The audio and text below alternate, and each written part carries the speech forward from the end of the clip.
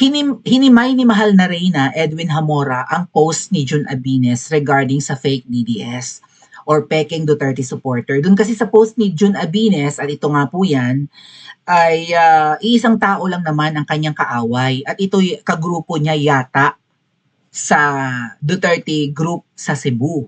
Pero ito pong post ni Jun Abines actually tells na marami talagang peke. Hindi lang sa Cebu, hindi lang sa Davao City, lalo-lalo na sa Maynila. So may mga malalaking grupo, meron silang mga fake members. Merong mga fake officers. Hindi Duterte supporters ang mga yan. Not because naging bahagi ka ng administrasyon ni Pangulong Duterte ay totoo ka na or full-blooded ka ng DDS. You think si Alpot ay DDS, mga kababayan? You know Alpot? Yung sinasamba ng mga Team Alpotera at ng mga double agents? You think DDS yan? Demonya yan eh. Bakit niya tawag dyan, inakit si Tatay Digong? Bakit inagaw niya? Bakit sumalisi siya sa pagsasama ni Ma'am Hanilet at tsaka ni PRRD? Bakit niya pinangangalantaran in The Hague yung malaswang picture si Tatay Digong, nakuha niya? Nakukuha na niya ng picture, ibig sabihin, proof yun na magkasama sila. Katabi niya sa pagtulog, nakukuha niya ng pictures, either nakahiga, or maybe naggumagamit ng banyo. So, nakita yan ni Miss Maharlika. Isa pang sign ng mga fake DDS, inaaway nila si Miss Maharlika. Ang daming signs, mga kababayan. You can spot the signs nitong mga fake DDS. Bakit mo aawayin si Mother Dragon? Nanganganib na nga ang buhay. Yan na nga naman ang katwiran ko, mga kababayan eh. Kung bakit ako nakasupport kay MD. Okay? Kay Miss Maharlika. Not because magkakilala kami, pero tinimbang ko, inobserbahan ko itong mga Duterte vloggers. Itong mga vloggers na nagdi-discuss ng politics. Sabi ko, sino sa mga to ang totoong matapang? Ito bang malimit may picture kay Tatay Digong? Ito bang nai-invite sa Malacanang? Ito bang nai-invite sa Davao? Ito bang laging may selfie? Okay, hindi naman sila pagkakatiwala ang makalapit kung hindi sila totoong DDS. O itong si Maharlika na nasa US, hindi naman makalapit sa mga Duterte. Pero isinusugal na ang buhay, right? Dahil binibisto niya ang korupsyon at kasamaan ng angkan ng mga magnanakaw.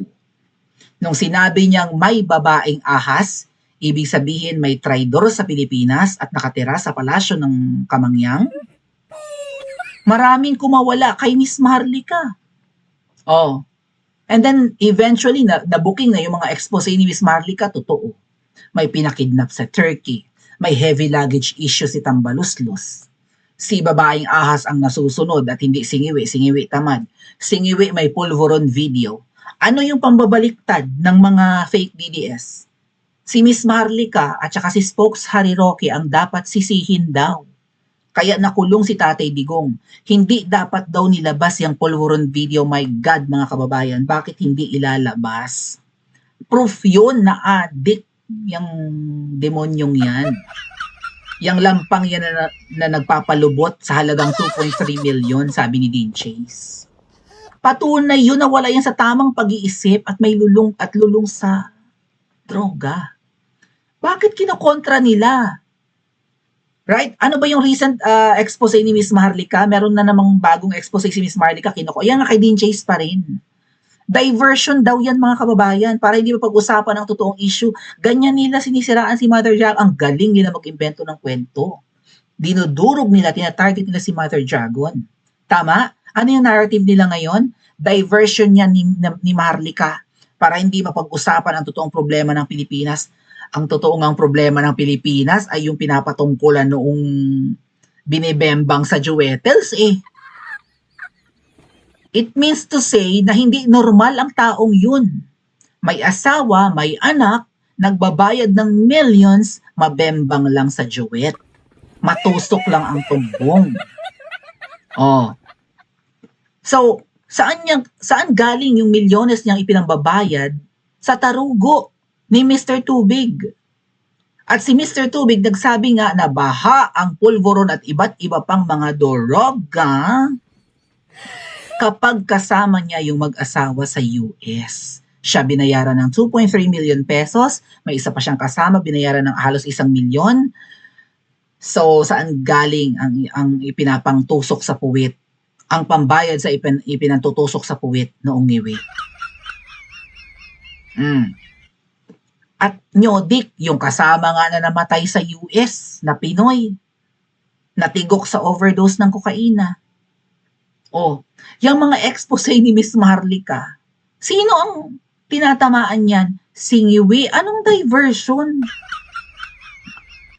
Kaya kurakot, kaya magnanakaw, mahal ang bisyo.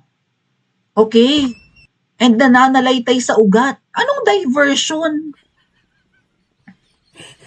Lahat ng nangyayari sa politika sa Pilipinas, 'di ba? Napag-uusapan. Hindi na nga lang magkanda-ugaga at marami pang ibang pwedeng itapik. Alright? So, ito si Jun Abines, sabi ko sa inyo, madadagdagan kami. Kaming mga nakahalata na meron talagang mga peking DDS. Bakit sambang-samba kay Mangga tong mga to? Bakit todo kampanya sila kay Mangga at hindi nila ikinakampanya, hindi nila pinanggigigilang ikampanya ang Duterten? Noong 2025 elections, yung mga senatorial balls ni Tatay Digong, hindi nila pinupush. Si Mangga lang ang pinupush nila. Ano ibig sabihin? Doon sila may napapala. Sa pagbibenta ng mangga. Hinog na hinog, hitik na hitik eh.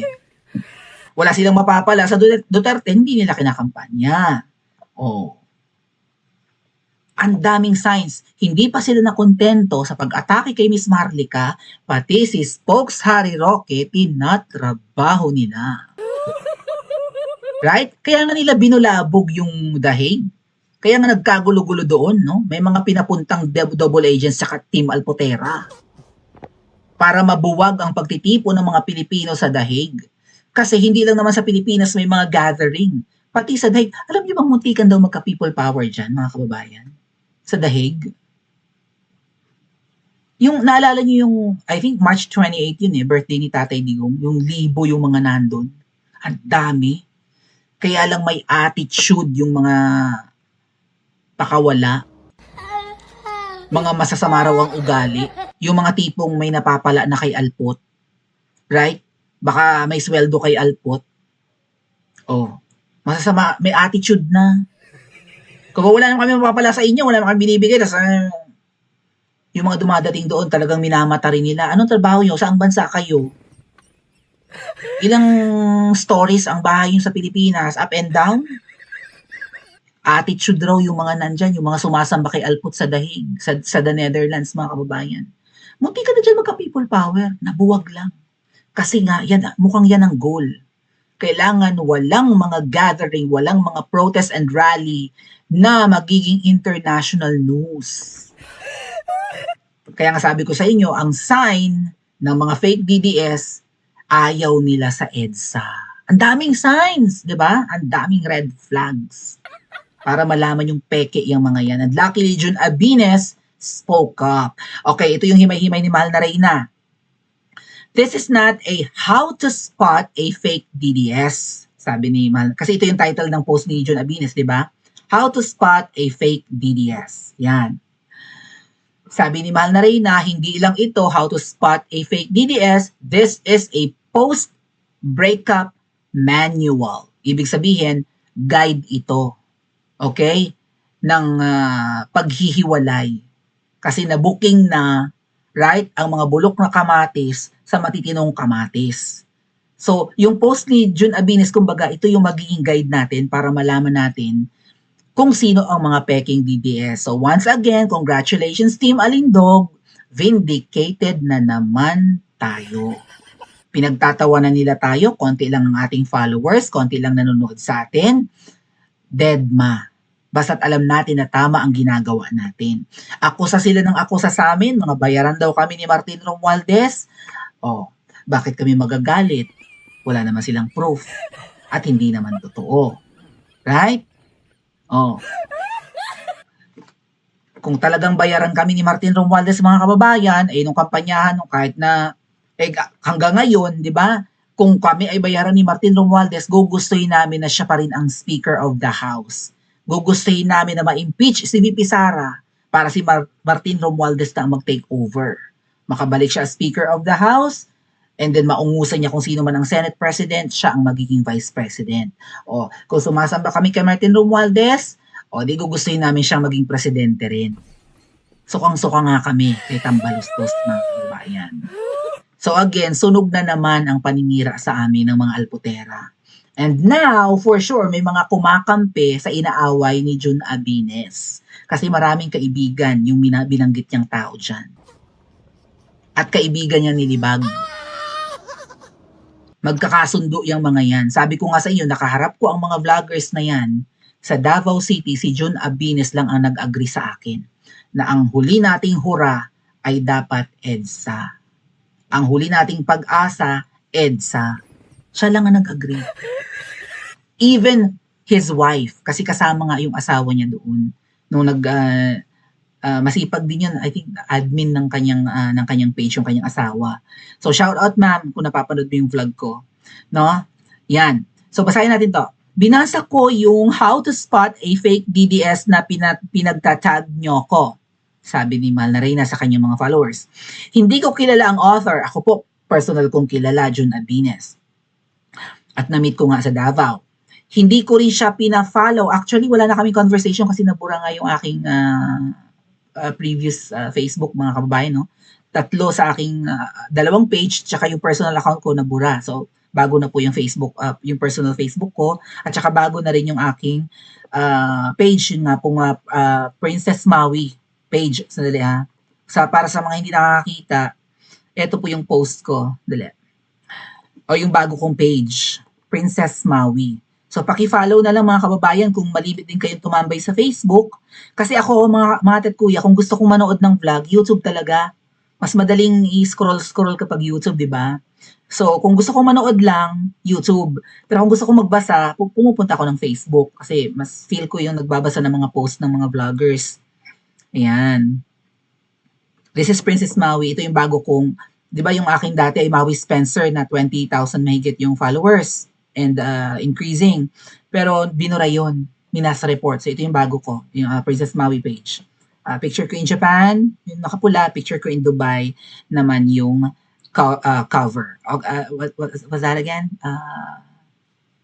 Page cover, whatever that is. Yeah. Okay. Ano raw ang sabi ng Mahal na Reyna, mga kababayan? Hindi ko rin siya pina-follow. I'm not saying that negatively. Marami tayong vloggers, besh, at syempre, priority ko ang sinasamba lang ang Reyna. Correct? Anyway, Mahal na Reyna, kung may message ko to. Mahal na Reyna, paki-accept ng friend request ni Jun Abines ha. Magsisend siguro ako ng friend request kay Jun Abines. Message ko na lang mamaya si Mahal na Reyna. Kasi nag-send ng friend request si Jun Abines kay Edwin Hamora. So, yeah. Sasabihin ko kay Mahal na Reyna, i-accept na lang si Jun Abines. Hindi pa yata niya na-accept. Or na-accept na ba niya? Ano ba? Baka topic nila to ngayon sa live, no? Or maya-maya. Okay. Pero logic lang tayo ha. I'm not defending either one of them. Besides the fact na Wes ko sila knowing. Anyway, nung binasa ko, malaking contradiction agad sa akin ang title. Ang how to spot presumes prior discernment. Besides, nabasa ko na magkaibigan daw pala itong dalawa dati. Kasi nga, miyembro sila ng Maisog Cebu. Tama mga kababayan? Merong Maisog group sa Cebu sila yon. Meron ding Maisog NCR, may Maisog USA, Maisog Canada, and Maisog Europe. Marami po, Maisog Davao, right? Marami yan. Maisog Bataan, binulabog din ng mga double agents. Shout out po. Itong mga Maisog group, pansin nyo wala nang masyadong activities kasi marami yatang nang infiltrate dyan and nagkakandabuwag. So kung kayo ay miyembro ng Maisog group, mag-ingat kayo kasi ini-infiltrate talaga kayo and pinag-aaway kayo para mabuwag. Kasi identified nga ang Maisog as, di ba, support base ni Tatay Digong. Pero right now, wala na silang activities. kung kailan nakulong si Tatay Digong, kung kailan ini-impeach si VP Sara. Tama? Parang wala na silang rally, no? Okay.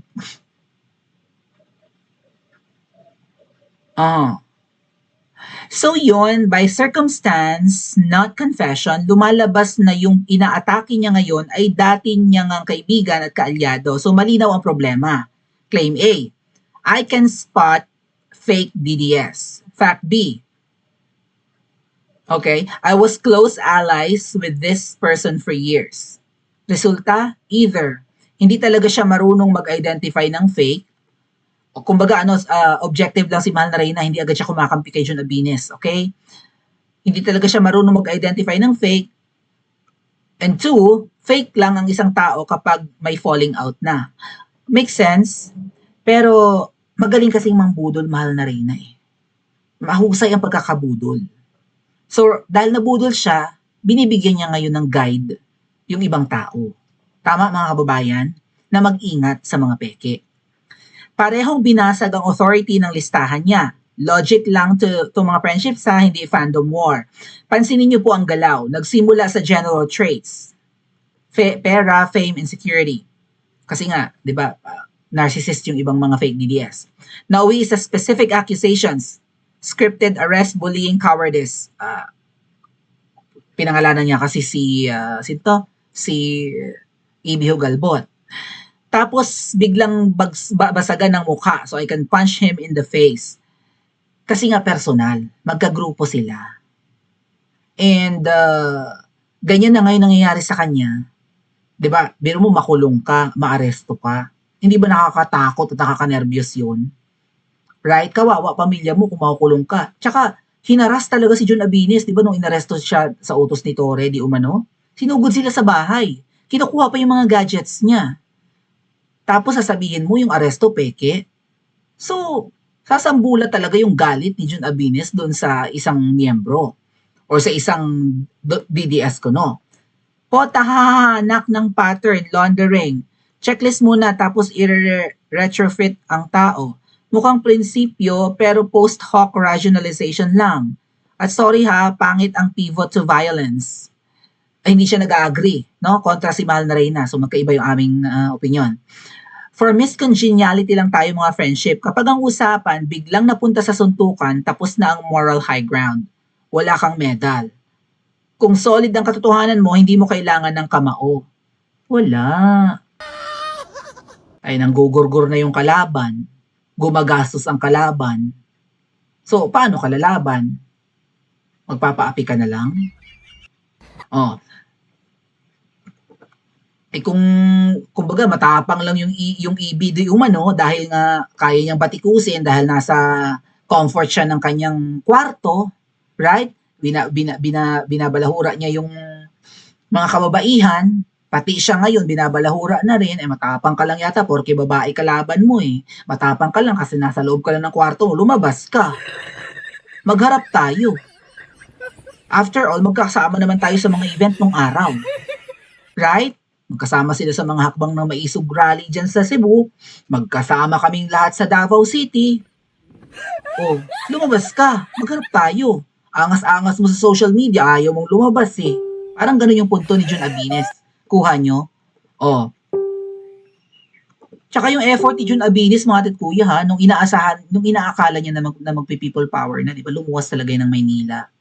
Marami silang mga taga Cebu lumuwas ng Maynila. Unfortunately, na disperse ng mga double agents yung mga rally, yung sunod-sunod na rally. So yun ang nakakalungkot, no? Ay yung iba kaya, itong kanya nakakaaway kaya, ano ang effort? Social media lang. Ganun ba yon? Okay. He talks tough against women. Now I'm challenging him that we meet in person and settle things like a man. So kunwari, depensa sa babae, pero nauwi naman sa performative masculinity. Ibig sabihin, ang tapang ay situational, hindi principled. At dito napapasok ang mas malaking problema ng mga alputeras. Nag-aaway ang mga to. Despite na hindi nag-a-agree si Mahal na Reyna sa isinulat ni Jun Abines kasi for sure may emotion kasi. May hugot, tama ba mga kuya? May pinanghuhugutan si Jun Abines.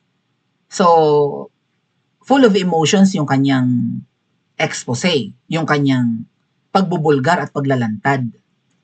And dala rin yan ng frustrations, mga kababayan, na biro mo yun, 2024, 2023, nagsisimula na kaming lumaban. And anong taon na? Hindi tayo manalo-nalo dahil sa mga saboteurs na ito, sa mga sabotahe, sa mga espiya. Right? Bawat araw, kinakabahan ka. Ang tagal mo nang kinakabahan na baka anytime may sisipot na namang pulis sa pamamahay mo kung nandyan ka sa Pilipinas at uhulihin ka. So, may pinanghuhugutan talaga. Iba lang ang perspective ni Mahal na Reyna, hindi lang siguro niya nilagay ang sarili niya sa sitwasyon ni Jun Abines. So, yeah. No? Pero ang malinaw, nag-a-agree si Mahal na Reyna na nag-aaway-away na ang mga Duterte supporters. Bakit? Kasi merong double agents, merong mga alpoteras. May sumasamba kay Alpot, may nakakahalata na peke. Si Alpot at ang mga sumasamba sa kanya. Karamihan pa sa sumasamba kay Alpot, pati kay Mangga, anti-Harry Roque. Hindi lang anti-Maharlika. Pero kung titingnan mo, ang dalawang taong yan, ang pinakaginigipit ng administrasyon ngayon kasi kay Miss Maharlika lumalapit ang mga puting ahas, si Spokes Harry Roque rin ay matalik na kaibigan ni VP Sara, 'di ba? At maangas din sa pagbatikos kay Ngiwi. Even kay Mangga. Nagsosolian na ng kandila, so hindi na magkumari sa kumpil, sa ninang, whatever. Kasi mali ang advocacy ng mga inanitan, kanya-kanyang pabida, paramihan ng followers, kanya-kanyang benta ng anything Duterte, t-shirts, mugs, payong, lahat iniimprenta, unan, kinang ina. Yan po rin ang isa sa mga signs. So tama si Mahal na Reyna dito. Isa rin yan sa mga signs ng mga fake DDS. Pinagkakakitaan sa ganyang mga bagay ang mga Duterte. Kaya nga umimik si Ma'am Hanilet, 'di ba? Sabi niya buti pa sila nakakapagbenta ng libro, nagbabalak pa silang mag-shoot ng documentary. Alam niyo yung feeling ko, mga kababayan, kung halimbawa natuloy nga at hindi na booking si Alpot, yung mga documentaries na isushoot ni Alpot, baka mamaya pabor sa kanya yun eh. Baka mamaya lumabas na sila talaga yung magjowa ni Tatay Digong doon. Kasi close na close sila eh, di ba? Ni PRRD tsaka si Alpot na yan. Kasi si Ma'am Hanilet hindi nakikialam sa patakbo ni Tatay Digong nung siya ang namumuno sa Pilipinas. Di ba? Ayaw niya na nai-impluwensya niya yung kanyang asawa. Right? Ayaw ni Ma'am Hanilet na may kumakaibigan sa kanya para makalapit kay Tatay Digong or maglalabi, no, magpapalakad na, sabi mo naman sa asawa mo na ibigyan ako ng pwesto sa gobyerno, magkaibigan naman tayo nabigyan na kita ng Hermes, nabigyan na kita ng milyones, Hanilet. Diba? Ayaw ni Ma'am Hanilet ng ganyan. So, nung binatikos ni Ma'am Hanilet yung mga binibentang libro at binuking na may mga documentaries nga rin na gagawin, feeling ko yung isushoot nilang movie about sa buhay ni PRRD, autobiography or whatever that is, baka sa Netflix ipalabas yun. So, magbabayad ka ng subscription sa Netflix, magbabayad rin ng Netflix sa kanilang documentary, 'di ba? Although may upload sa Netflix, may 'di ba? May kikitain ang Netflix sa subscription at sa mga manunood ng movies mo. So in return, magbabayad ang Netflix sa magpo-produce ng movie about PRRD or documentary. Pinagkakasari-sari lahat talaga. 'Di ba? T-shirt, stickers, tarpaulin, hanap buhay. Yan ang isa sa mga signs, mga kababayan. Binabaliktad yan ngayon ng team Alpotera. Ng team Alindog daw ay ang banding daw namin ay manulisit. Like, how though? Paano kami manunulisit? Wala naman kami event. Sino ba itong laging bida-bida? Kahit rally ng iglesia, nanunulisit sila. Right? May umepal pa nga na grupo sa rally ng iglesia, nagdala rin ng kanilang sound system Gusto nilang i-infiltrate yung rally ng iglesia. Di ba may ganyan? Kanya-kanyang benta ng anything Duterte, sing-sing, ito na, nabanggit pala. Sing-sing, libro, t-shirts, hoods, hoodies, dildo. Ay, may nagbibenta ng dildo. Duterte dildo. Grabe naman yung Mahal na Reyna. Meron ba? Pero merong nakodak. Okay, may napicturean na malaswang ano. Kaya ayan, bumaksak sila dahil yung internal purity test replaced external critique.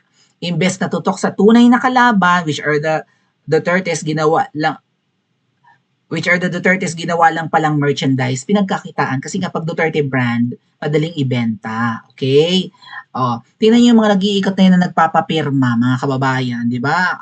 Saan, yung mga t-shirts nila na yan, kaninong hanap buhay yan, di ba? Parang kilibag yan eh. Yan yata yung business ng kanilang family. Business ng kanilang family o business niyong magjowa? Kasi graphic artist yata yung jowa ng libag, di ba? So, ganda-ganda ng mga stickers na dinidikit sa mukha, may mga patarpulin, may mga pastandi, no? Ano pa kayo yung iniimprenta nila, t-shirts, ganyan. So, benta-benta pag may time.